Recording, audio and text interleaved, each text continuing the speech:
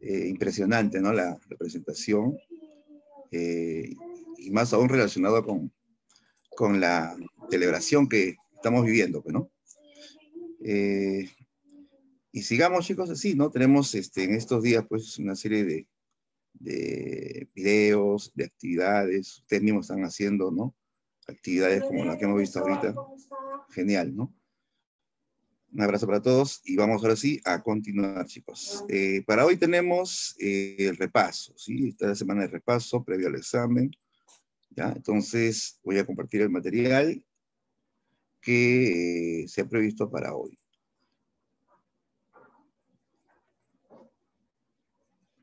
Ya, vamos a tener en cuenta los temas primero, ¿no? ¿Qué temas hemos abordado en este último mes, ¿no? A ver, hemos hablado del romanticismo español, ¿no? Con Becker, ¿sí? Con Becker. Hemos hablado también de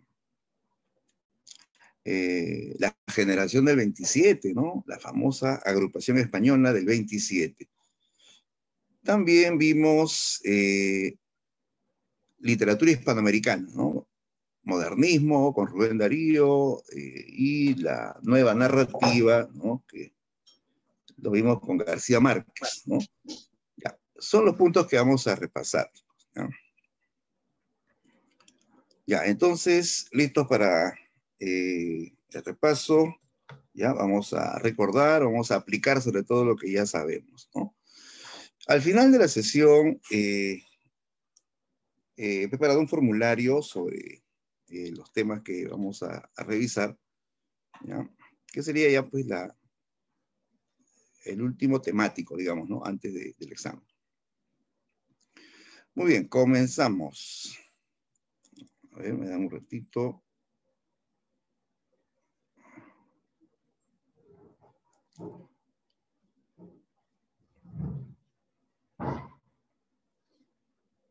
Chicos, me dan unos segundos para poder ordenar el material, ¿no?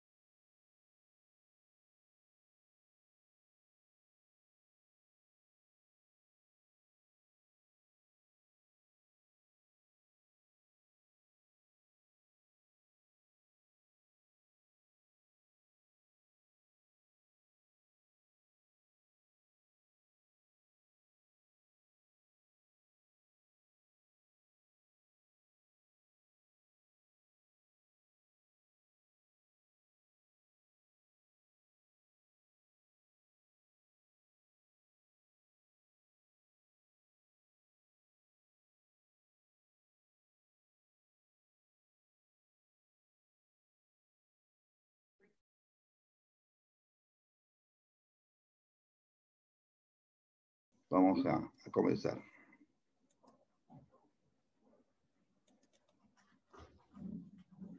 Ya, listo. Chicos, ¿se ve la pantalla, la carátula, ¿no? De la PPT? ¿Sí? ¿Se ve? ¿Se ve? Ya, muy bien. Entonces, comenzamos ahora sí. Ya, entonces, primero nombramos los temas que hemos desarrollado, ¿ya? Los últimos temas que vamos a repasar. El romanticismo, la generación del 27, generación vanguardista, vimos también el modernismo, ¿no? Ya, a ver. Marquemos los puntos claves primero antes de ir a las preguntas, a la práctica. Ya, primero, esto del romanticismo que se dio primero en toda Europa, comenzando por Alemania. En este tema lo enfocamos en España, ¿no? El romanticismo español, ¿sí? Que fue pues un movimiento de rebeldía, ¿no? Contra las normas clásicas, ¿no? Del arte anterior. Todo movimiento siempre rompe con lo anterior, ¿sí? Derriba los moldes anteriores. En este caso, chicos, ¿cuál fue el movimiento anterior al romanticismo español? ¿Contra qué movimiento se alzó el romanticismo? A ver, ¿quién lo recuerda? Antes del romanticismo. Neoclasicismo. Claro, muy bien. El neoclasicismo. ¿Ya? Lo anterior fue el neoclasicismo, que se dio en el siglo XVIII, ¿no? Los neoclásicos, pues, eran los autores que impusieron reglas, ¿no? En el arte, ¿no? Que para escribir había que someterse a reglas clásicas. Había que ser también racional, didáctico, ¿no?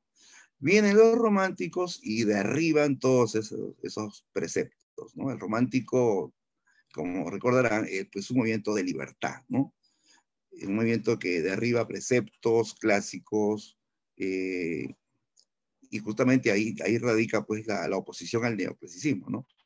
Su afán de libertad hace que ellos derriben las normas de escritura, la pura racionalidad, el afán didáctico, todo eso se va a venir abajo, ¿no? El romántico, ¿en qué se basa? En su propia inspiración, en la imaginación, en sus sentimientos, en sus ideales, ¿no? Entonces, es todo lo contrario del neoclasicismo, ¿no? Ahora, en esta etapa habíamos hablado en especial de Becker, ¿no? Becker es, digamos, el más representativo, ¿no? Aunque en realidad Becker es un romántico que aparece ya eh, prácticamente cuando el romanticismo ya está terminando en Europa, ¿no? Es un romanticismo tardío, ¿no? O Becker es un romántico tardío, ¿no? Pero se vincula pues por sus temas, por todo su estilo, ¿no? De Becker hay que destacar este libro que vemos en imagen, ¿no? El libro Rimas y Leyendas. Bueno, en realidad son dos obras, ¿no? No que poemas de tema sentimental, ¿no? Y las leyendas, pues son relatos, ¿no? Relatos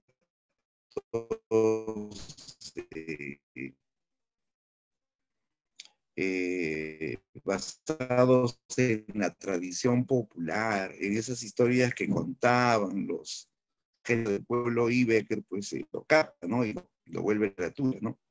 Entonces, hablamos de dos obras, ¿ya? Rimas en el género lírico, ¿no? Y leyendas en el género, básicamente el poeta idealiza, ¿no?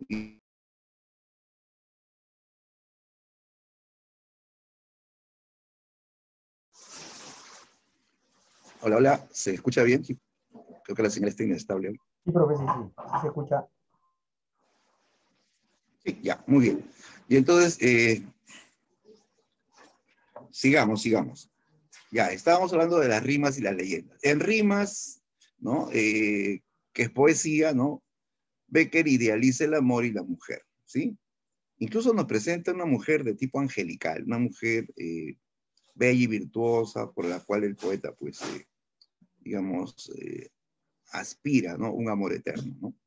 En cambio, en las leyendas, ¿no? Las leyendas son relatos fantásticos donde en varias de ellas aparecen mujeres, pero que ya no son, pues, ángeles como en la poesía de las rimas, ¿no? Aparecen mujeres bellas, pero cuya belleza está mezclada con algo así maligno, algo demoníaco, ¿no? Y eso es una nueva temática, ¿no? En el romanticismo. Ya no olvides que a eso se llama el tópico de lo grotesco, la mezcla de lo bello y lo demoníaco. O sea, no todo lo bueno es bello, ¿no? Tampoco no todo lo feo es malo, ¿no? Vamos a encontrar románticos que hacen esa excepción, digamos, ¿no? Eh, con Becker aparecen mujeres bellas, pero manipuladoras, ¿no? Seductoras y que arrojan al hombre a un abismo de desgracia. En Víctor Hugo, él habla, por ejemplo, de Quasimodo. Quasimodo es feo, deforme, pero también es bondadoso, es un alma sublime, dispuesto a dar la vida por otro, ¿no? Entonces ellos hacen esta acotación, ¿no? Que lo bello puede estar ligado a lo demoníaco, así como lo feo, lo deforme puede estar ligado a lo armonioso, ¿no? Ya, ese es un punto que aportaron los románticos, ¿no? Bien, pero siempre pues es un punto, ¿no? Subjetivo, ¿no? Porque los románticos siempre tienen pues su punto de vista, ¿no? Personal, ¿no? Ya luego otro tema que vimos fue la generación vanguardista, ¿no? Más conocida como la generación del 27, ¿sí? Generación del 27, ya, que surge como un homenaje. ¿A quién le rindieron homenaje los poetas del 27? A ver, ¿se acuerdan a quién le rindieron homenaje, tributo, ¿no? Los poetas del 27? ¿A Góngora? A Góngora, así es, muy bien, correcto, Miguel Jordán, correcto, Andrea. En el micro dijo Andrea, ¿no? ¿Sí? No, profesor Chávez. Ah, Chávez, hola, hola, muy bien. Sí, correcto, a Góngora, ¿no? Ya, entonces se juntan poetas españoles que admiran a Góngora para hacerle un tributo, un homenaje, ¿no? A ese poeta que vivió en el barroco, ¿no? Vivió en el periodo barroco del siglo de oro, ya habían pasado 300 años de su muerte, ese poeta que había quedado en el olvido, ahora va a ser homenajeado por el grupo del 27. Ya. Este es un grupo muy especial, chicos. El grupo del 27 básicamente es un grupo poético que va a ser una especie de síntesis de dos tipos de poesía. Por un lado está la poesía vanguardista, que está de moda en ese tiempo, y también van a cultivar la poesía tradicional de España, ¿sí? Rescatan estrofas y formas poéticas propias de España, pero tradicionales, ¿no? Por ejemplo, los romances, ¿no? En esta época aparece la obra Romancero Gitano, que utiliza esa estrofa antigua llamada romance, pero incorpora elementos también de la vanguardia, ¿no? Imágenes surrealistas, metáforas audaces, ¿no? Entonces, se puede decir que el lema de este grupo es vanguardia y tradición, ¿no? O sea, combinan el estilo moderno con el estilo clásico, ¿no? De España. Bien, y justamente eso lo vamos a notar en la obra de Federico García Lorca, ¿no? Que fue pues la figura más emblemática de ese grupo, ¿no? Lorca, que fue poeta, que fue autor de teatro también, ¿no? Tiene un libro pues que muy propio de vanguardismo, ¿no? Primero escribió Romancero Gitano, que es poesía tradicional, ¿no? ¿No? Con versos octosílabos, típicos de España, ¿no? Pero luego aparece este libro que se llama Poeta de Nueva York, ¿no? Poeta de Nueva York ya es un libro vanguardista, ¿no? Vanguardista, donde él aplica esta estética de, de la poesía irracional, la poesía que se inspira en el mundo de los sueños, ¿no? Esa poesía que nos presenta imágenes alucinantes, ¿no? Más allá de la realidad. ¿Cómo se llama ese estilo, chicos, de poesía que se inspira en el mundo irracional o caótico de los sueños? El mundo de los sueños, un mundo lírico. Ya, pero ¿en qué movimiento? ¿En qué movimiento? ¿En qué movimiento se aplica esto de el mundo lírico? Surrealismo, dadaísmo, queísmo.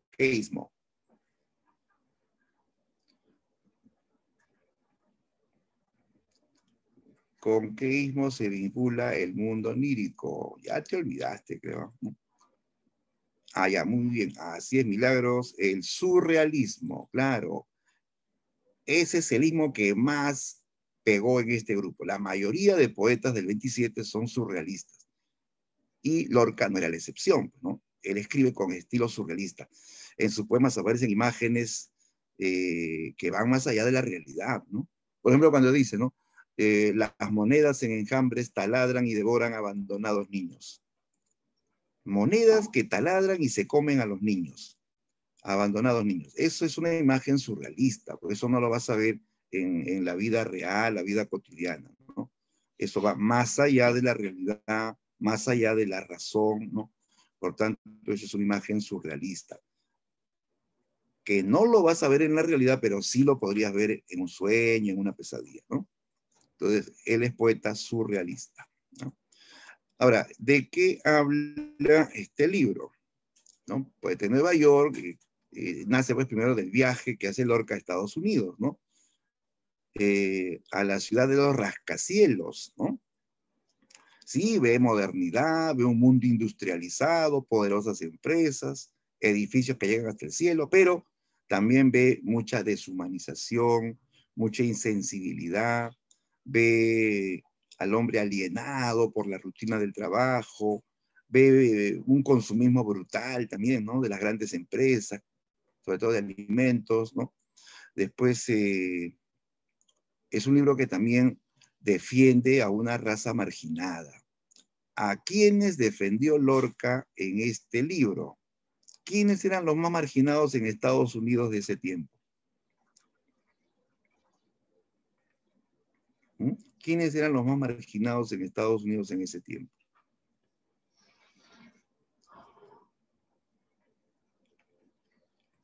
Los pueblos indígenas. Bueno, más precisamente aquí él defiende a los afroamericanos, ¿no?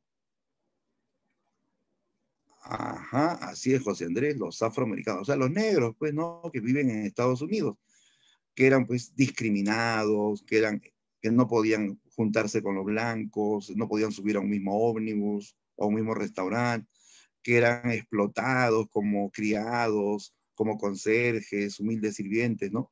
Entonces, él va a defender a una raza marginada en Estados Unidos, ¿no? Incluso eran hacinados en guetos, no vivían, pues, en las grandes ciudades como todos, ¿no? Como ya es ahora, ¿no? En esos tiempos habían guetos. Guetos eran, pues, así como, como digamos, barriadas donde solamente vivían, pues, afroamericanos, ¿no?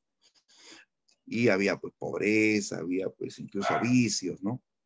Y entonces, Lorca en este libro también hace una defensa de los afroamericanos. Primero defendió a los gitanos, en Romancero Gitano, y en este libro defiende a los afroamericanos, ¿no?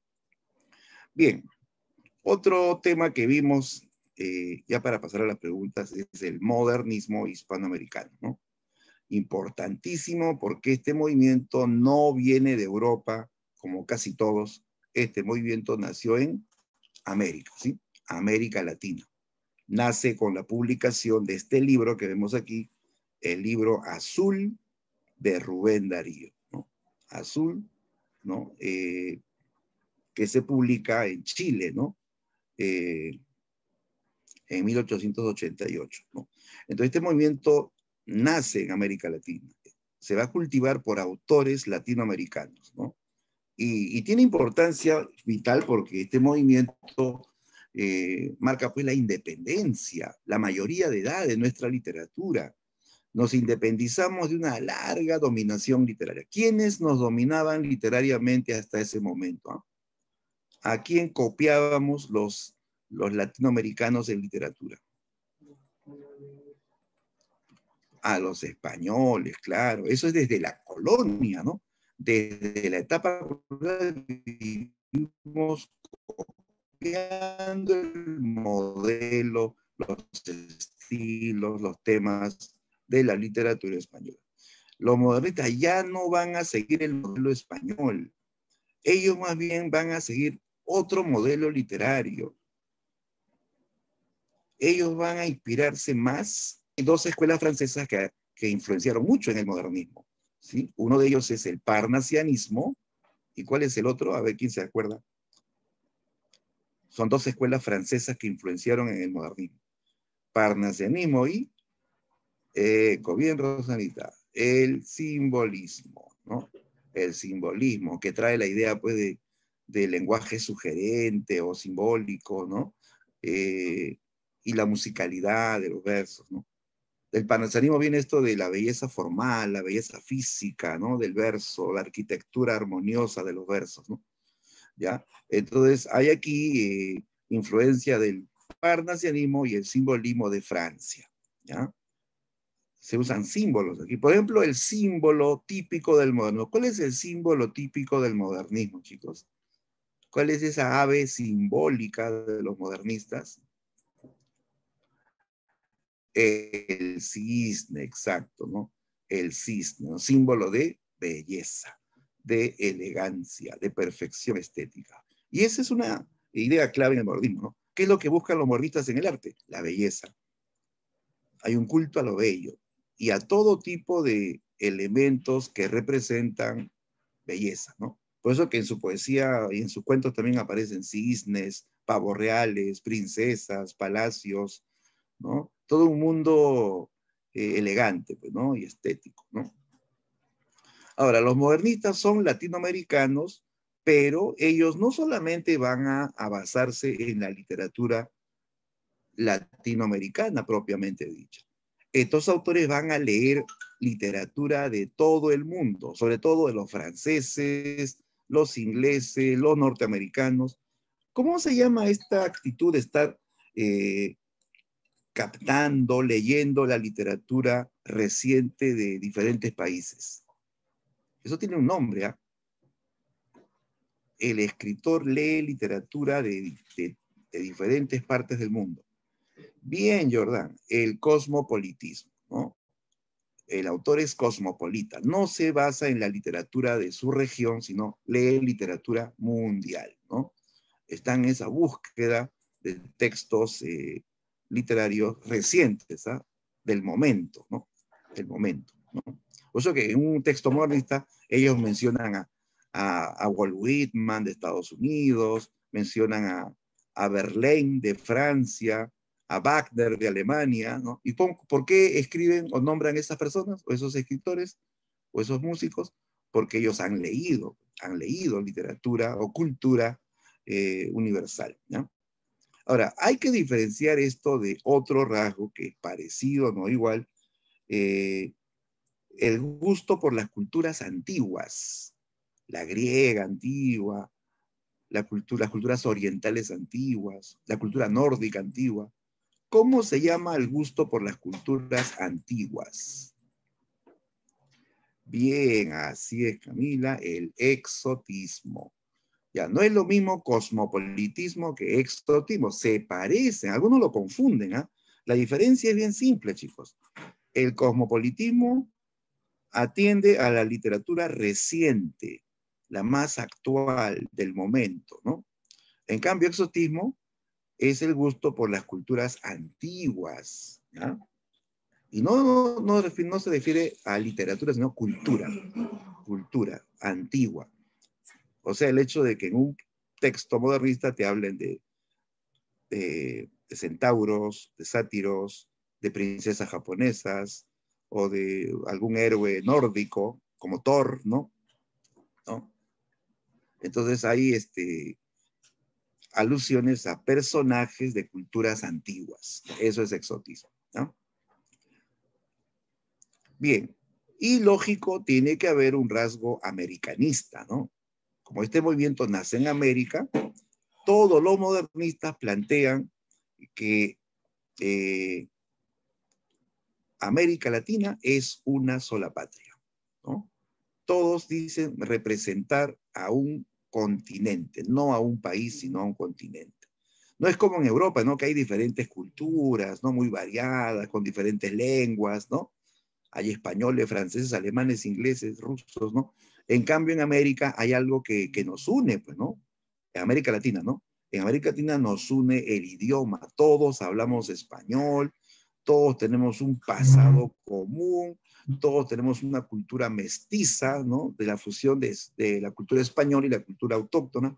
Entonces, los modernistas se sienten hermanados, por eso dicen, ellos representan a un continente. Ellos hablan de América como una sola gran patria, ¿no? A esto se llama hispanoamericanismo, ¿no? Hispanoamericanismo, ¿listo? Bien, y por último, este libro azul tiene cuentos y tiene poemas, ¿de acuerdo? Lo más brillante en este libro son los cuentos, donde vamos a encontrar un tema que estaba de moda en ese tiempo, que tiene que ver con la situación del artista. ¿Cuál era la situación del artista en este periodo modernista, ¿no? ¿Cuál era la situación del artista? Era admirado, era reconocido, era marginado. Ah, claro, era marginado, ¿no? Incomprendido, claro, por el contexto, ¿no? Por el contexto eh, que vivió América Latina, ¿no? En esa época, pues, se produce el impacto del capitalismo norteamericano, ¿no? Surge una sociedad muy utilitarista, muy materialista, donde solamente se valora lo que es útil para ellos, ¿no? Y el arte, pues, no era útil para ellos, ¿no? El arte no era apreciado, ¿no? El artista ya no tiene como antes protector, mecenas, que le da vida cómoda, hasta le paga, ¿no? El artista tenía que trabajar, el artista tenía que ofrecer su obra en el mercado social, pues, ¿no?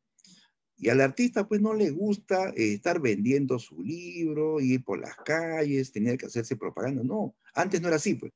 Es que antes no era así. Antes el artista escribía y su mecenas pues le pagaba, le protegía, le daba vida cómoda, ¿no? Entonces ahora tiene que poner su obra en el mercado, ¿no? Y la gente no le compra, pues. El pintor hace un montón de cuadros y se acumulan los cuadros, nadie le compra, ¿no? ¿No? Dicen, no, eso para qué me sirve, ¿no? O el poeta escribe un libro de poesía o cuentos y igual, pues no es comprendido, ¿no? Porque el poeta no escribe lo que le gusta a la gente, escribe lo que él ama, lo que él valora, ¿no? Pero ¿qué le dice en la editorial?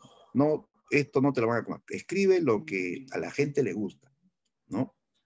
Entonces el poeta, que es fiel a sus ideales artísticos, escribe elegante, escribe fuera de lo común, y ese arte no va a ser comprendido, ¿no? Entonces, por eso el poeta se ve marginado en esta época, ¿no? Y va a ejercer múltiples oficios, ¿no? El poeta, el escritor se vuelve periodista, se vuelve educador, profesor, o también inclusive en la política, ¿no? En el ámbito cultural, ¿no?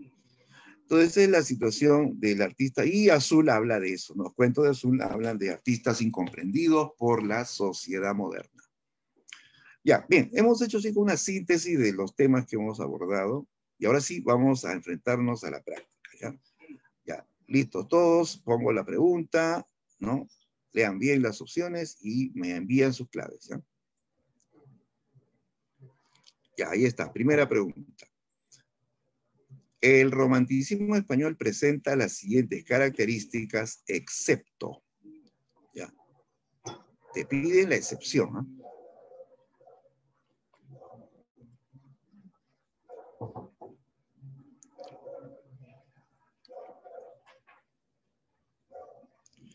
A ver, leo tus claves. Andrea nos dice la C, Cristian la C, Jordan la C, todos coinciden en la C. A ver, la C dice aceptación de normas neoclásicas. Lógico, es lo contrario, ¿sí o no? Los románticos derriban normas neoclásicas. Los románticos no quieren reglas en el arte ni en la vida, ¿no? ¿Sí? Entonces es todo lo contrario. ¿Qué es lo que les gusta a los románticos? Los románticos son como ustedes, son como los jóvenes. ¿Qué les gusta a los jóvenes? Las normas, las reglas rígidas. No, en esta edad juvenil, pues, se aspira a la libertad, ¿sí o no? Quieren libertad para expresarse, para pensar, libertad para decidir, ¿no? Algunos hasta quieren libertad ya total, quieren irse de su casa, ¿no? Así es la juventud, ¿no? Pero esa libertad justamente que asumen los románticos choca pues con las reglas clásicas de los neoclásicos, ¿no? Ya, entonces, clave correcta, la C. Esa es la excepción, ¿no? El romanticismo es así, mira. Quiere liberarse de las ataduras, de las reglas impuestas en el arte, ¿no? Así es el romántico. Busca la libertad, ¿no? Muy bien, sigamos. Ya, esta pregunta 2 sobre la poesía de Becker. ¿Ya? Seguimos con el romanticismo. Dice, en los siguientes versos de Becker, ¿qué figura literaria se reitera? O sea, se repite. Hay dos versos acá. volverán las oscuras golondrinas en tu balcón sus nidos a colgar. Y del salón en el ángulo oscuro, de su dueño tal vez olvidada, ¿no? ¿Qué figura hay?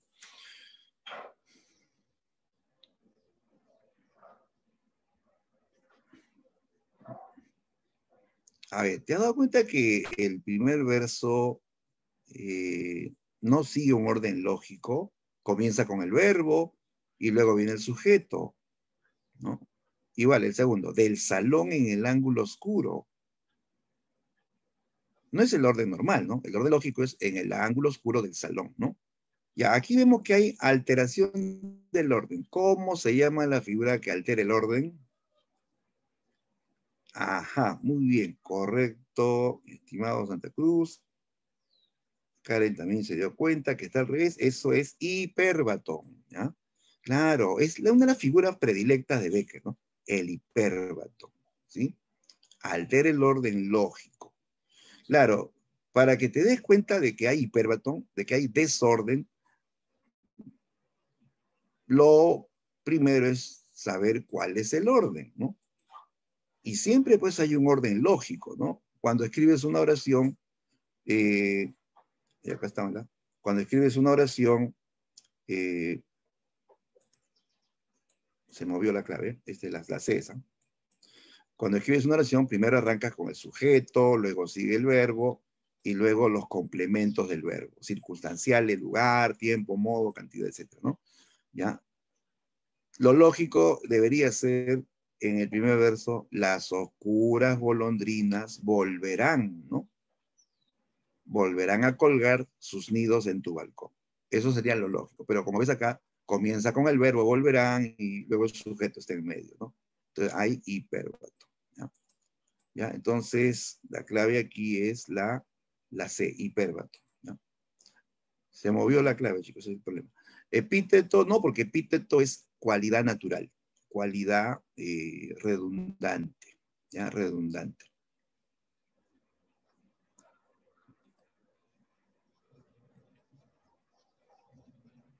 ¿Ya? Y acá dice, ¿qué figura se reitera? La profe, las golondrinas son oscuras. Ah, puede ser, ¿no? Sí, las golondrinas suelen ser oscuras, ¿no? Pero en el segundo verso ya no hay epíteto. Ya dice, ¿qué figura se reitera? En ambos, ¿no? En ambos hay hiperbatón. ¿Listo? Y ahí está el detalle. ¿Ya? El hiperbatón es la figura más empleada por Becker en sus rimas, en sus poemas sentimentales. Sigamos, pregunta 3. Ya, la pregunta 3. Ya, nos dan un texto y nos piden lo que no se relaciona, ¿no? Lo que no se relaciona. A ver, ¿quién puede leer este texto? Alguien que nos ayude a leer este texto.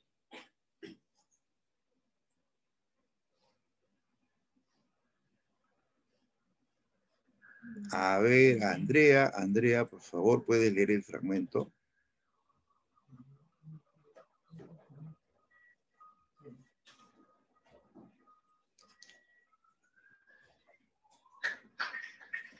Hola, Andrea. A ver, para que leas este fragmento.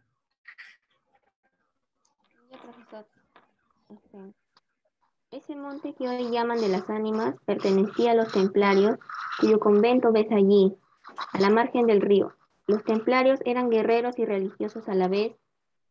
Conquistada Soria a los árabes, el rey los hizo venir de lejanas tierras para defender la ciudad por parte del puente, haciendo en ello notable agravio a sus nobles de Castilla, que así hubieran solo sabido defenderían como solos la conquistaron.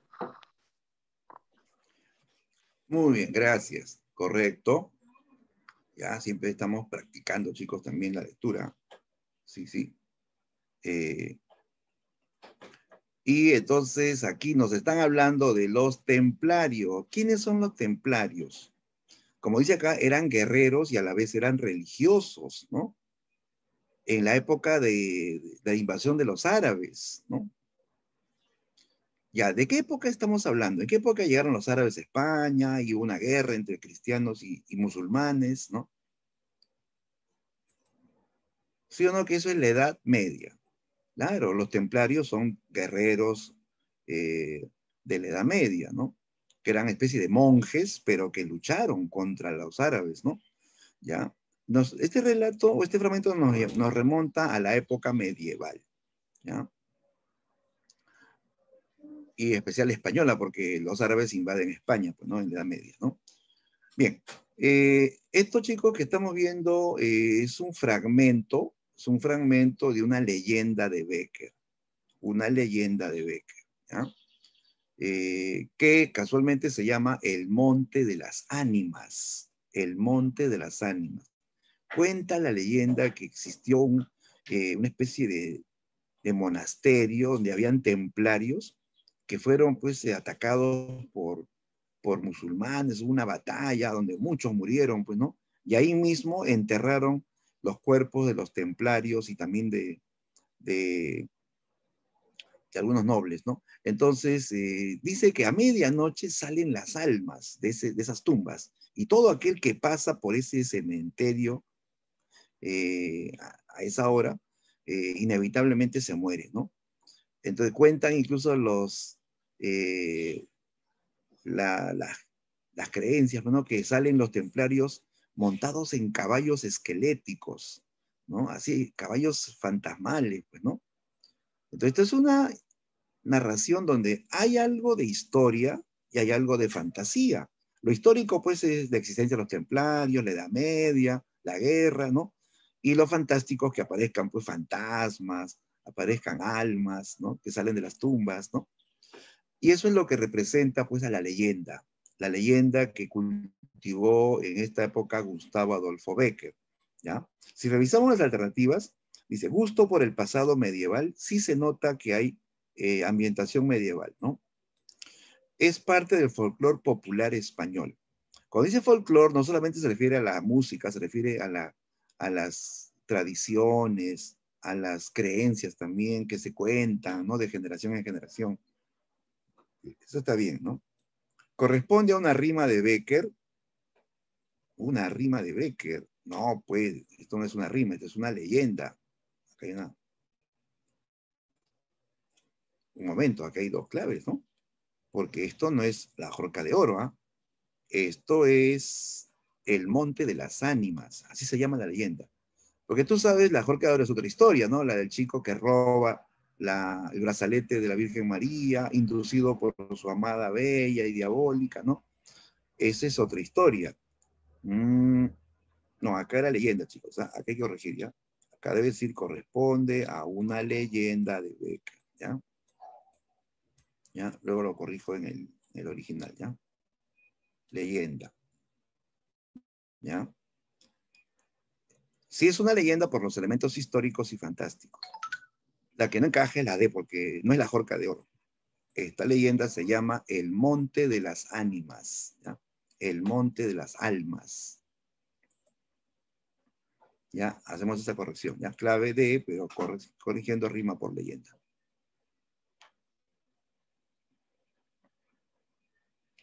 Ya, esa es la que no se relaciona, la D. Listo. Vamos a la pregunta 4.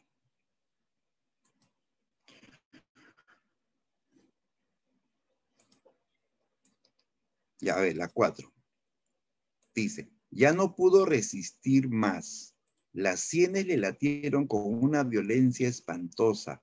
Una nube de sangre oscureció sus pupilas. Arrojó un segundo grito, un grito desgarrador y sobrehumano, y cayó desvanecido sobre el ara.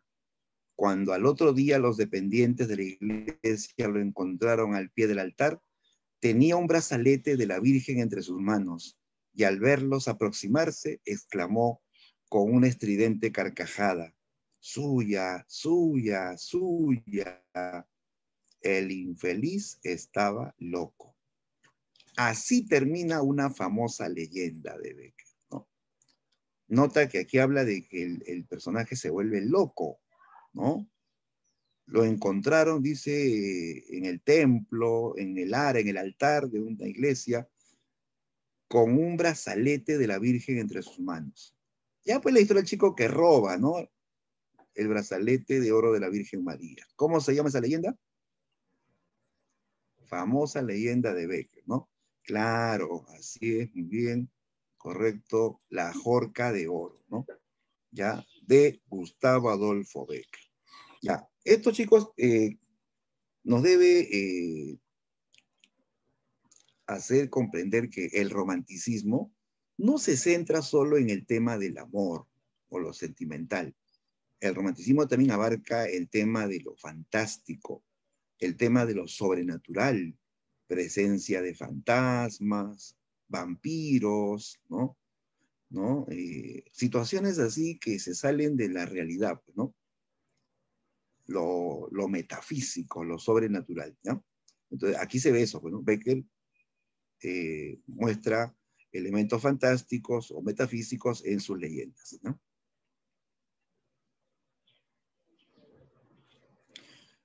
Pregunta 5.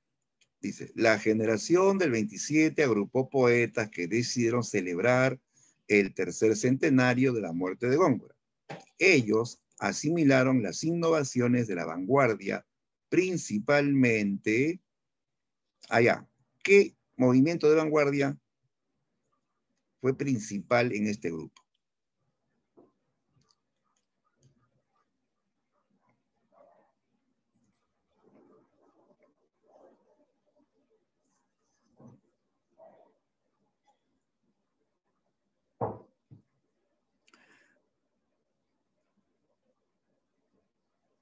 Ya, a ver, lo leo, me dicen, profesor, el surrealismo. Claro, esa es la respuesta, el surrealismo, ¿no? La B. Claro, el surrealismo fue el ismo más cultivado por los poetas del 27, ¿no? El mismo Lorca fue su poeta surrealista, ¿no? ¿Ya? Profesor, ¿no puede ser el gongorismo? Porque todos ellos admiraban a Góngora, tenían influencia de Góngora. Es más, hicieron un tributo a Góngora. Sí, pero aquí la pregunta habla de vanguardia.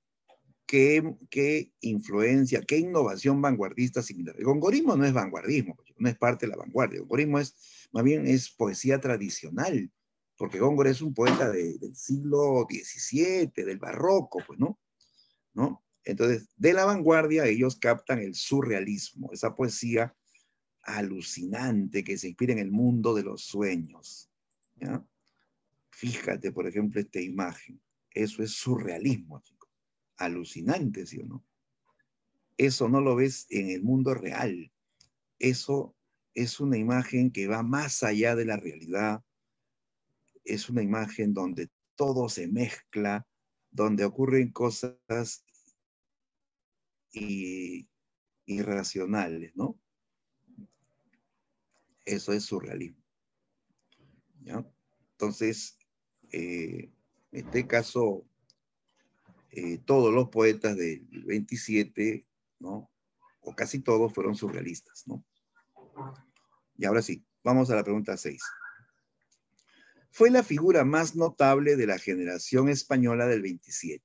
Ya, esta pregunta es directa, ¿sí o no? Ahí nadie duda. Clave, lógico, la clave es la B, Federico García Lorca, ¿no? Fue el más notable escritor del 27. Realmente era genial este poeta, en poesía nomás, en poesía era un poeta muy integral. Él hizo poesía popular, poesía culta, poesía pura, poesía comprometida, poesía españolista, poesía universal. Era genial, era el más brillante poeta. Y aparte hizo teatro, ¿sí o no? Claro, hizo teatro. Bodas de sangre, ¿no? Yerma, La casa de Bernarda Alba. Y él llevaba teatro a los pueblos más alejados de su país. Él no cobraba nada, hacía teatro gratis. La gente decía, ¿cómo viste poeta, no? Si no cobra nada, ¿no? ¿Y por qué tanto viaja y lleva teatro a los pueblos de España? Es que él era un hombre preocupado, pues, por la cultura de España. España era un país atrasado. En el campo la gente no sabía leer ni escribir. ¿De qué iban a leer un libro? ¿No? Él le llevaba teatro, ¿no? Entonces, Lorca con los sectores populares, por eso que apoyó a la República, luchó, apoyaba a la República durante la Guerra Civil, y también por eso lo mataron, ¿sí? Tú sabes que a Lorca pues lo fusilaron, ¿no? ¿Sí? Por orden del siniestro Francisco Franco, ¿no? Lorca fue fusilado, ¿no? Hay mucho sobre esto, chicos.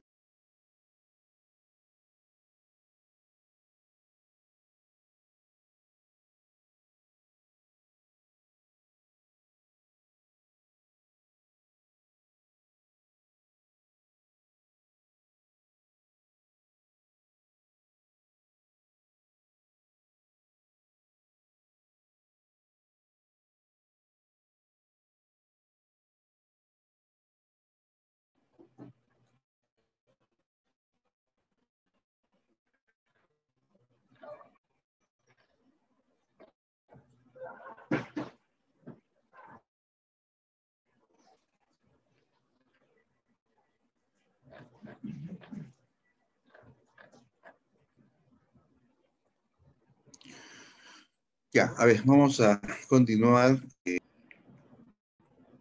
entonces, para esta pregunta, la clave es la B, ¿no? Federico García Lorca.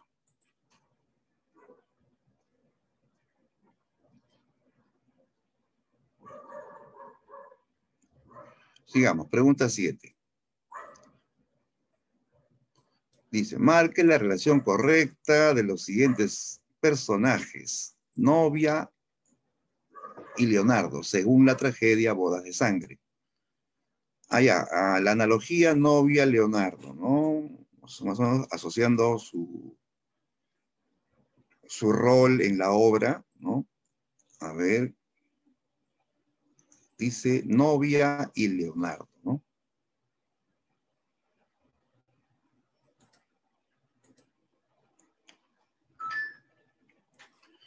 A ver, ya tenemos respuestas. Nos dice, Vanessa dice la C, Jordan la D, Lía la D. Ya, a ver. Vemos clave C y clave D. A ver, la novia, la C dice infiel. ¿La novia es infiel? ¿Sí o no? Sí, es infiel, ¿ah? Claro, sí. El día de su boda ya está casada y se fuga con su ex, ¿no? Leonardo es indigente. Bueno, tampoco no es indigente, ¿no? O sea, no es de clase alta, no tiene fortuna, pero tampoco es indigente, ¿no? Simplemente de clase baja, ¿no? No es que sea indigente ya, pero que no tiene nada, un desposeído total, ¿no? Que vive en la calle, así como los mendigos, ellos son indigentes, ¿no? Indigente no cuadra, no cuadra. A ver, rebelde, ¿la novia es rebelde o no? ¿Se rebela contra algo? Sí. El hecho de ser infiel es una rebeldía, pues, contra un código social. Se supone que el código social, la norma es, tienes que ser fiel, ¿no? Te casaste y fiel hasta la muerte. Entonces, ella se rebela contra ese código social, que es algo típico en Lorca, ¿no? Los personajes femeninos se rebelan contra ciertas normas o códigos sociales y eso va a generar pues una desgracia, ¿no? Leonardo apasionado, claro, él es el hombre apasionado, él es la pasión que arrastra a la novia. La novia no puede controlar esa fuerza, esa pasión que tiene Leonardo y se deja llevarse, ¿no? ¿Ya? Entonces, esto se encaja mejor. La novia asume una actitud rebelde ante la sociedad y Leonardo es el sujeto apasionado, ¿no?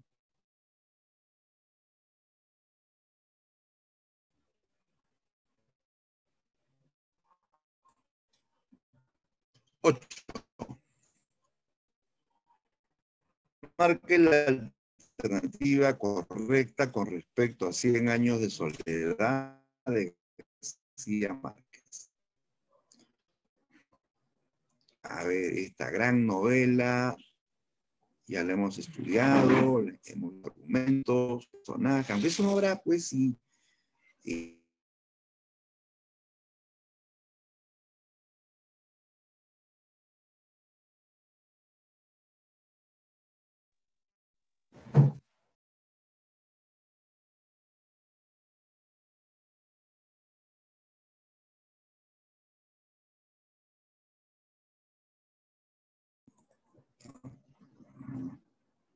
Ma, dice que ya no se televisión. Dice que ya no se televisión. Dice que ya.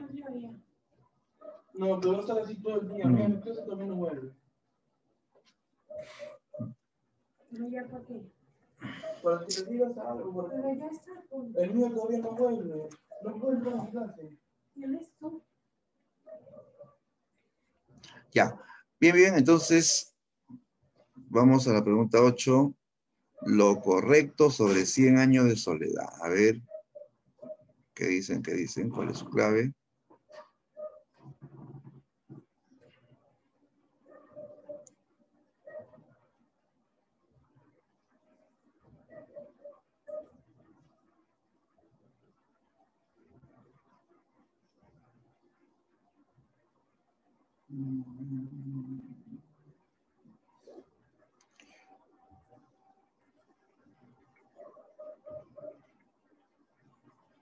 Ya, a ver, pues dicen profesor, la D, otros me dicen la B.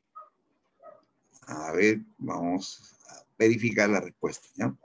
Ya, lo correcto, dicen 100 años de soledad. La A se descarta porque esta novela no es sencilla, es compleja, más bien. No solamente por su escritura, sino por muchos diferentes planos que tiene un nivel. Desdeñar es rechazar, chicos. Rechazar. García Márquez rechaza el realismo mágico. Al contrario, él es el maestro del realismo mágico. Él usa el realismo mágico en toda la obra, ¿no? ¿Ya? No puede ser la B porque dice desdeña. La C, carece de elementos históricos. Carece. En 100 años no todo es fantasía, no todo es cosa maravillosa. Hay hechos históricos. ¿Cuáles por España Banera? ¿Sí o no? Incluso mencionan algunas escenas de dictaduras. Hay un arco, bien, había dictadores también. Entonces, hay elementos históricos, no es que carece, ¿eh? Claro, y como dijeron varios, en esta obra se reitera el uso de la hipérbole. ¿Qué es la hipérbole? ¿Ah? ¿Qué era la hipérbole?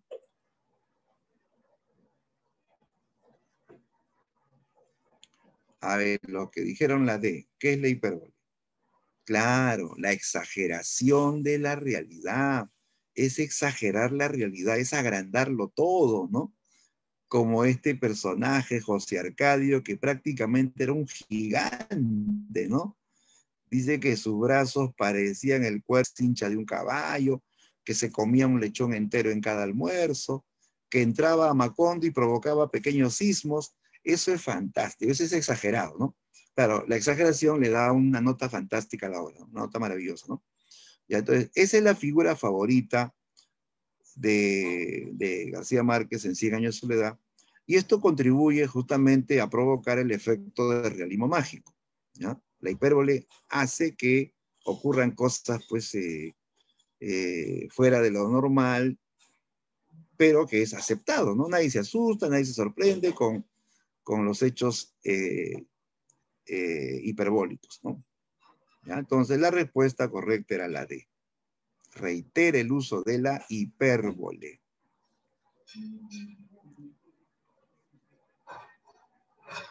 Listo.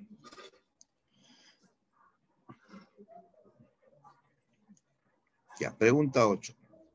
Ya, un fragmento de 100 años de soledad. A ver, ¿quién puede leer este fragmento?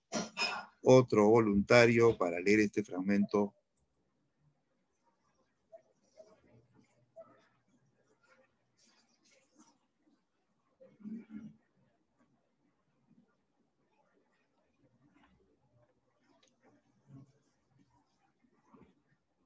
Ya nadie se lanza, ya. Entonces yo digo, a ver, ahora que lea un chico, ¿ya?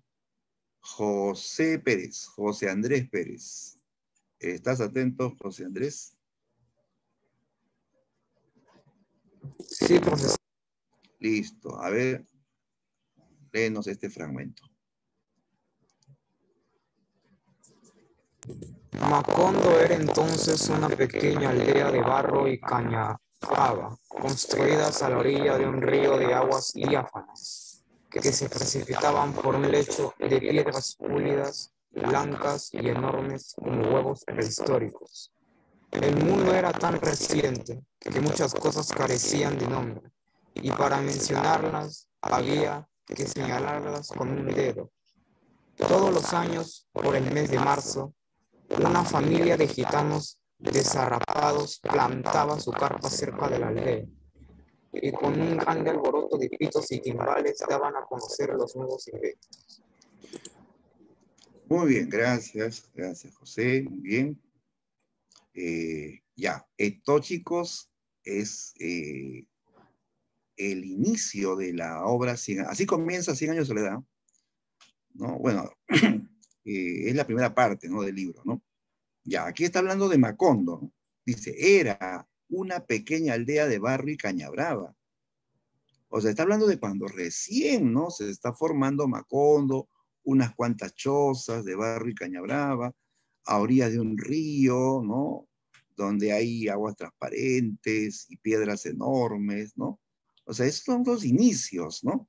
El mundo era tan reciente, dice, que las cosas, muchas cosas carecían de nombre. Y para mencionarlas había que señalarlas con el dedo, ¿no?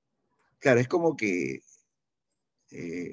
los fundadores de Macondo, que en este caso son Úrsula y José Arcadio, son como si fuesen Adán y Eva, ¿no? Que inician un mundo nuevo, incluso hay que nombrar las cosas con nuevos nombres, porque todo era nuevo para ellos, ¿no? Ya, y que llegan, dice, por el mes de marzo llegan los gitanos, ¿no? A Macondo llegan los gitanos, dirigidos por Melquiades, ¿no? Ya, a ver, según este fragmento, basándonos en este fragmento nada más, nos dicen que, qué tema se puede identificar, de qué está hablando este fragmento. Veamos, la genealogía de la familia Buendía, fundadora de Macondo. La genealogía, pues, es ese árbol, ¿no? De todos los descendientes de los Buendía. Aquí no habla de eso, ¿no? No menciona a ningún Buendía, incluso, ¿no? B, el tiempo cíclico donde todo se reitera. Ya, tiempo cíclico cuando todo vuelve a suceder, todo se repite, ¿no? Se repiten las épocas, las circunstancias, hasta los nombres, pero en este fragmento no se ve que se repita el tiempo, que se repitan las épocas, ¿no? La C, el inicio del pueblo que será conocido como Macondo. ¿Esto puede ser o no? Aquí está hablando de cuando Macondo recién está surgiendo, ¿no? Que era un mundo nuevo, un mundo tan reciente, que las cosas hasta carecían de nombre, ¿no? Eso sí tiene que ver, ¿ah? La D, la detallada descripción de la sociedad caribeña colombiana no habla de la sociedad colombiana aquí, ¿no? Bien, entonces, la única opción correcta sería la C, ¿ya? Clave C de cerebro.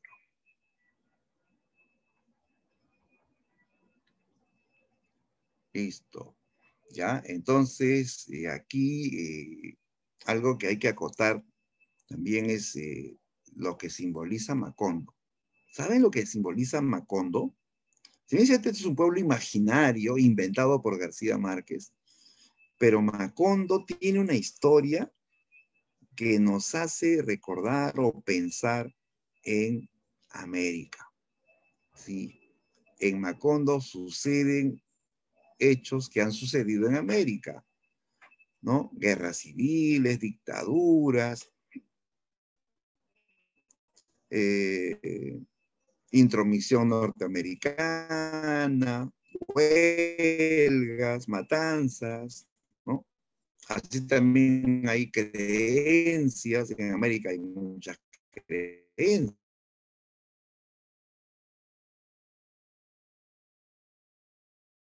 esa es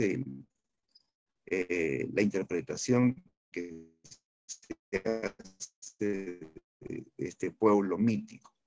Representa la historia latinoamericana, ¿no?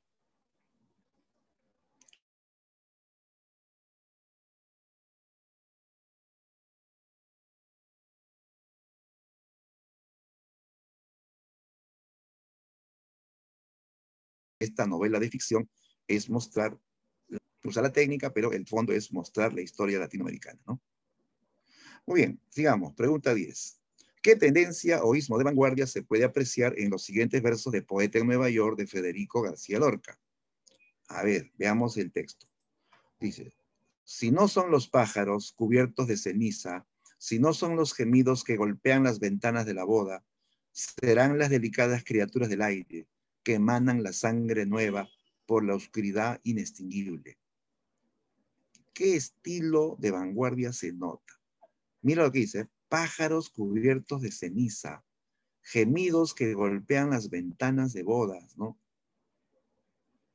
Criaturas del aire que emanan la sangre nueva por la oscuridad inextinguible. Ya, este poema, primero que no es tan fácil de interpretar, no es de lenguaje común, no retrata una realidad tampoco. Habla de pájaros, pero que están cubiertos de ceniza, ¿no? Pájaros que emiten gemidos, que golpean ventanas, ¿no? Que sangran, ¿no? Ya, aquí hay imágenes, ¿no? Hay imágenes, los pájaros representan a la naturaleza, pero una naturaleza que está siendo avasallada por la civilización, ¿no? Por las cenizas, ¿no? Por los alambres, por las selvas de cemento, ¿no? Así como acá, pues, ¿no? En vez de que los pajaritos estén en un árbol, están posados en alambres, ¿no? Naturaleza y civilización moderna, ¿no? Ya, pero sobre todo estas imágenes van más allá de la realidad. Son imágenes oníricas, imágenes irracionales, ¿no? Entonces, eso corresponde al surrealismo. Claro, además, ya sabemos teóricamente que Poeta en Nueva York es un libro de estilo surrealista. Y aquí se ve pues ese estilo, ¿no? Ya, entonces, clave correcta, letra A, surrealismo.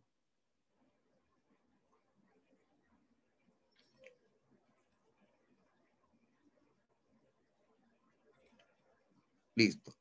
Ya, chicos, he añadido un par de preguntas más sobre modernismo, ¿ya? Así que vamos a terminar viendo las preguntas finales del modernismo. Ya, a ver, ahí está. La atención a la literatura europea y norteamericana reciente es una característica del modernismo hispanoamericano denominada. Ya, esta pregunta es clásica. Atención a la literatura europea y norteamericana reciente. Ojo con eso, reciente, no antigua. Respuesta.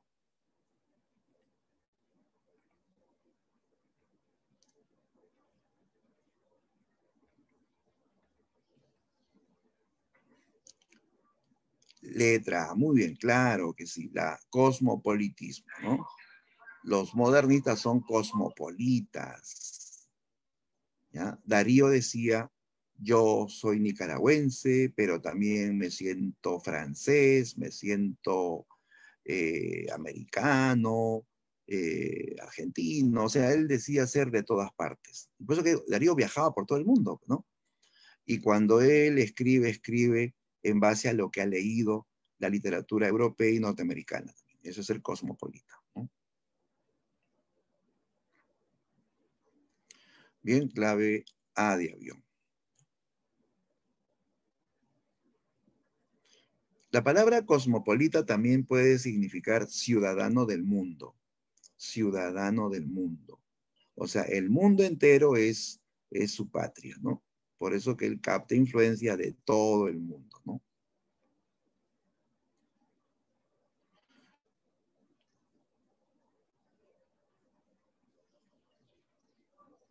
Listo. Pregunta 12.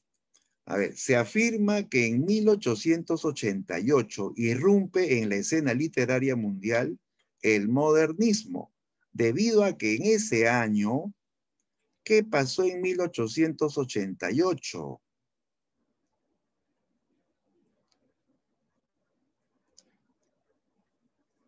Y marca, dice, la aparición del modernismo, irrumpe el modernismo, ¿no?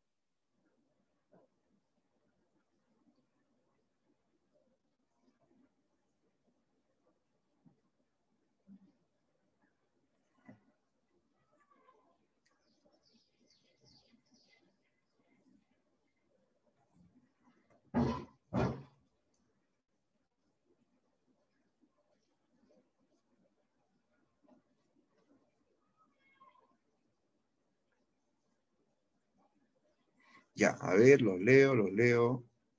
Me dice, profesor, la D.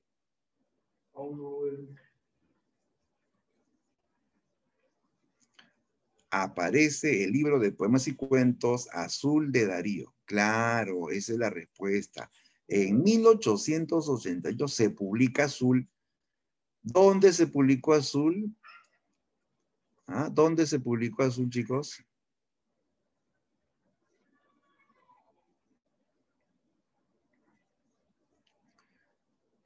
¿Será en Nicaragua? En Chile, así es, Jordán, en Chile, en Valparaíso, Chile, ¿no? Claro, Darío en ese tiempo es un jovencito de 21 años que vive en Chile, ¿no? En Chile. Ahí tuvo la suerte, puede enlazarse con el presidencia, en una biblioteca inmensa donde habían obras de Francia, de Inglaterra, de Estados Unidos.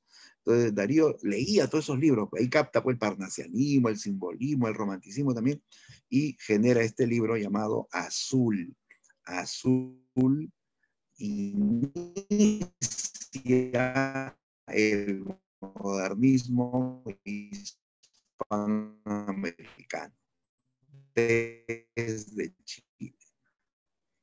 ¿Ya? Aunque no se debe decir Chile el modernismo, ¿no? Es Darío, ¿no? En base a toda su cultura, su talento, eh, de sus lecturas, sobre todo universales, generó la de, aparece, acá se movió de nuevo la clave, aparece el libro de poemas y cuentos, ¿ya? Azul de Rubén Darío, ¿ya? ¿Y por qué azul? ¿Por qué azul? ¿Con qué se asocia el azul?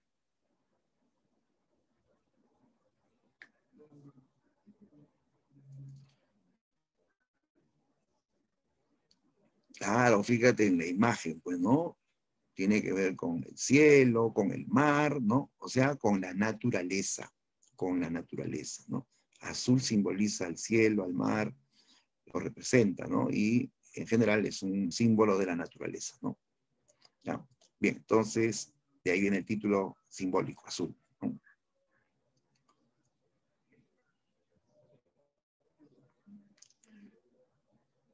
Listo, ya, ya, ya.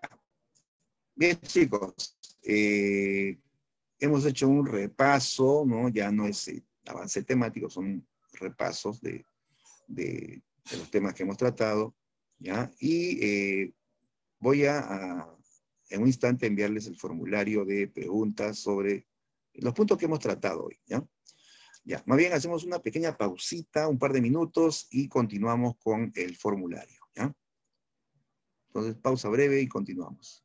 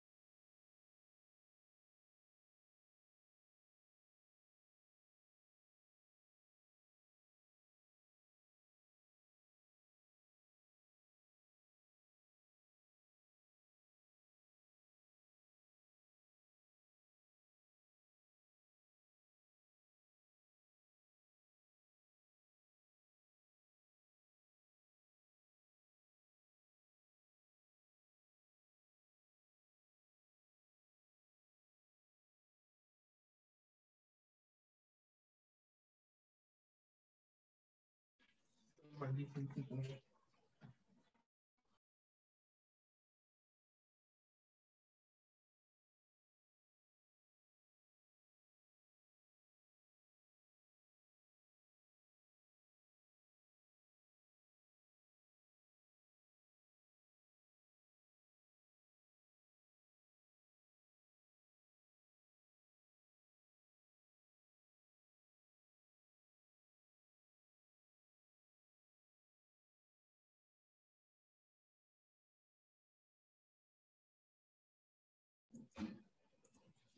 Ya, a ver, hola, hola, vamos a continuar.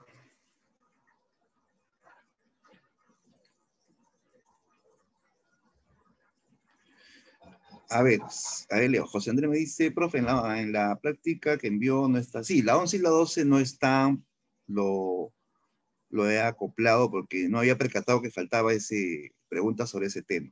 ¿Ya? Entonces, cuando envíe yo la PPT, ahí va a estar todo, ¿ya? Con la clave y todo. Ya. Bien, chicos, en esta clase de repaso, pues, ¿no? Siempre nos queda tiempo, ¿no? Porque estamos solamente resolviendo preguntas. Y quería también, en medio, pues, del plan del Bicentenario, compartirles también, chicos, un video sobre una película clave, una película, yo creo, que todos deberían ver, ¿no? Si es que no la han visto. De repente algunos lo han visto ya, El Último Bastión, ¿no? Es una serie que sacó TV Perú, ¿no? Que sigue dando, me parece, ¿no? Pero ya había salido antes incluso, ¿no? Y se está promoviendo por el Bicentenario, ¿ya? Quisiera que la apreciemos. Este es un tipo documental de la serie, los puntos más importantes de la serie con motivo del Bicentenario, ¿ya? Entonces vamos a apreciar brevemente, este es corto, ¿ya? Y luego tomamos el formulario. A ver, chicos, ¿se ve en la pantalla la imagen de YouTube? ¿Sí? A ver, una confirmación de si se ve o no se ve. ¿Se ve, chicos, la pantalla?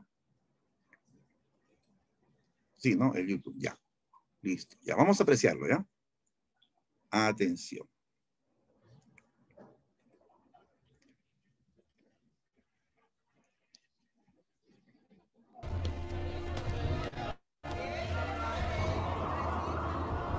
Bienvenidos, distinguido público. Chile ya es libre y pronto también lo será el Perú. ¡Viva! Han bombardeado el puerto del Callao.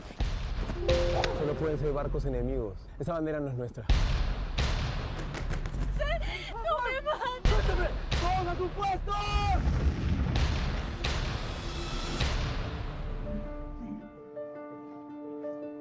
Esta serie es un relato sobre la independencia que todo peruano debe conocer ahora que se acerca el bicentenario de nuestra fundación como república. ¿Qué significó la independencia para nosotros? ¿Cómo afectó a la vida de todos esos peruanos que vivieron esa época y entenderla mejor?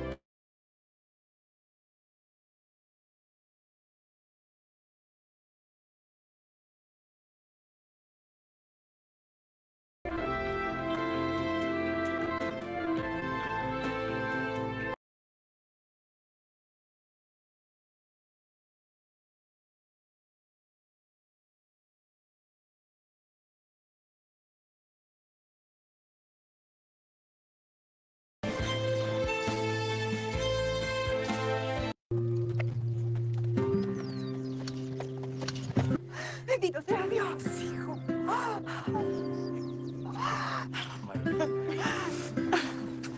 Blas, avísale a mi esposo. Nuestro hijo, el capitán, ha vuelto a su casa paterna, como todo un mundo. Héroe. Como un derrotado, madre. No.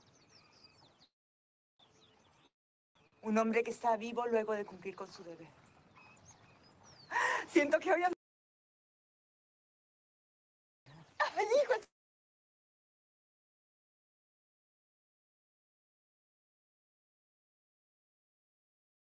Estoy tan feliz. Aló, San Martín.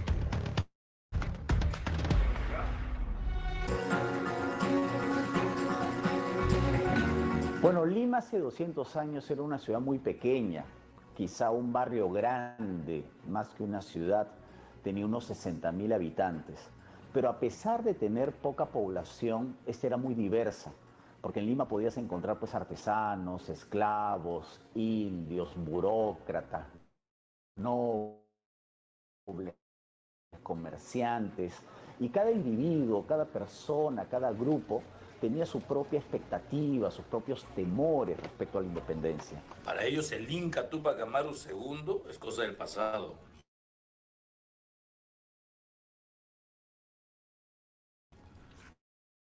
No lo han vivido. Se supone que viviremos otras cosas. La llegada de la patria, dicen. La patria solamente... La independencia en realidad fue un gran conflicto que afectó definitivamente la vida de cada persona. O sea, antes de empezar a escribir los guiones, había que tener muy claro cómo era nuestro contexto, cómo era la sociedad. El gobierno de Pezuela es tan débil como un enfermo de escorbuto.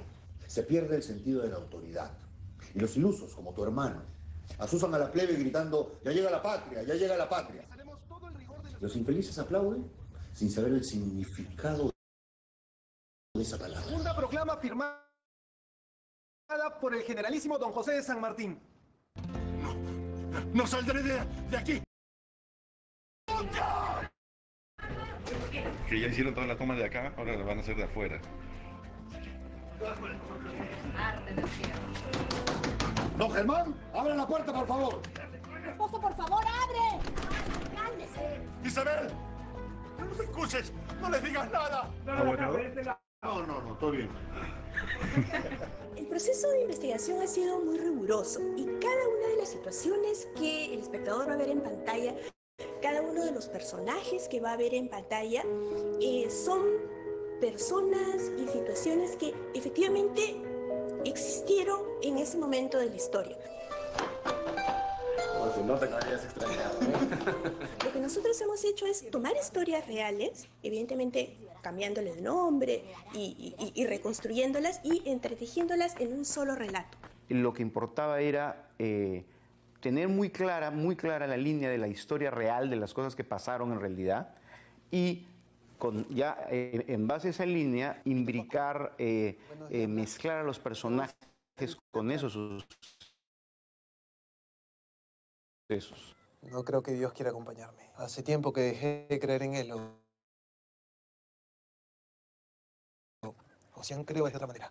Quizá como tú. En un Dios que ame por igual a todos sus hijos y desee su libertad. Hemos tratado de ser muy cuidadosos en la reconstrucción histórica. Hemos cuidado los detalles al mínimo. Tuvimos la oportunidad de reproducir en el vestuario, por ejemplo, los cuadros de Gil de Castro y de Pancho Fierro. Es un vestuario que hemos hecho exclusivamente para la serie. Hemos tratado de que los vestuarios sean lo más parecido posible a la época y hemos tratado de buscar las telas más parecidas, los encajes parecidos. Mira, todo lo que tenemos que hacer. ¡Qué roche! No delates, pues no. ¡Oh, Dios! Solo detrás de cámara.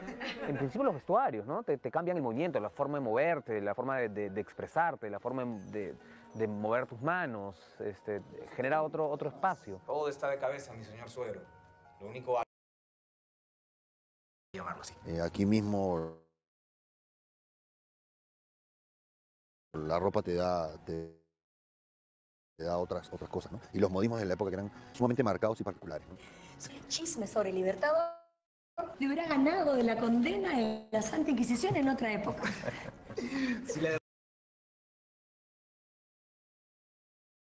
El honor es todo mío, señora Rosa Campuzano. Las palabras que yo jamás había escuchado fue cuando yo le digo a un personaje: soy una pasguata candelejona. ¿Qué significa pasguata candelejona? No entendía. Y era como decir una persona atrevida, ¿no? Una atrevida, una sinvergüenza. ¿Sabes que descubrir una tapada es una ofensa imperdonable? podría dar de gritos y pedir auxilio. Mientras más se cubra, es más hermosa. Mucha galantería para ser moscardón. Es lo único que tenemos quienes no nacimos apuestos. Casi todos los personajes femeninos en la serie juegan un rol muy importante de hacerse sentir, de hacerse escuchar, de no dejarse dominar ni por el hombre ni por la sociedad. Quiero conocer el mundo.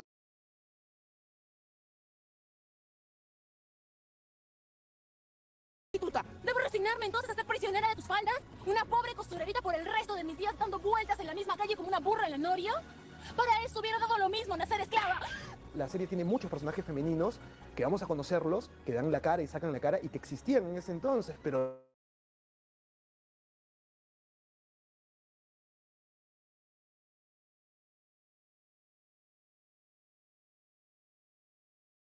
digamos, por cómo eran las circunstancias del momento, no podían expresarse políticamente. Tenemos a Rosa Campuzano. San Martín y su ejército acá tienen prohibidas hacer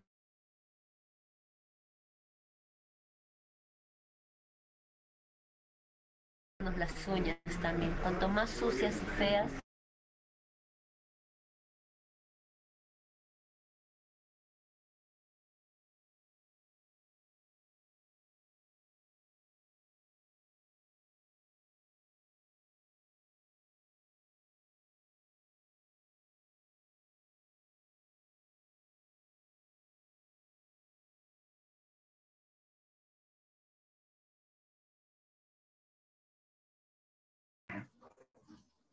Ya, bien chicos, los animo a ver esta serie, es muy buena realmente, yo la terminé de ver, me pareció muy reveladora, muy realista, ¿ya? Si no la han visto, véanla chicos, en el YouTube lo pueden encontrar también, y ahí se nota pues como en esa época el Perú pues era un mundo muy diverso, ¿no? No había unidad, ¿no? Incluso me sorprende que en una misma familia, habían realistas y habían patriotas. Imagínate cómo sería eso, ¿no? Que los realistas no eran españoles, eran peruanos, eran criollos, eran mestizos, por bandos distintos. O sea, en el bando realista, los que luchaban por el rey de España, habían criollos, habían mestizos, habían negros también. Y bueno, en el bando patriota igual también habían criollos, mestizos, negros. Entonces era como una guerra civil entre los mismos peruanos, solamente que cada uno defendía intereses diferentes, ¿no? Así fue pues más o menos el proceso de emancipación, ¿no? En un ambiente de mucha división, de mucha inestabilidad, ¿no? Se planteaba una patria unida, una patria independiente, y hay cosas pues que han quedado pendientes, ¿no? Por eso Bicentenario es para reflexionar sobre eso. ¿Qué cosas faltan, ¿no? Para lograr una verdadera independencia del Perú, ¿no? Muy bien, ahora sí, visto esto, vamos ahora sí a pasar al temático, ¿ya? El temático, chicos, lo he armado en formulario, ¿ya? Luego voy a bajar las notas también al registro. Y entonces, voy a compartir en este instante el enlace del temático, ¿no?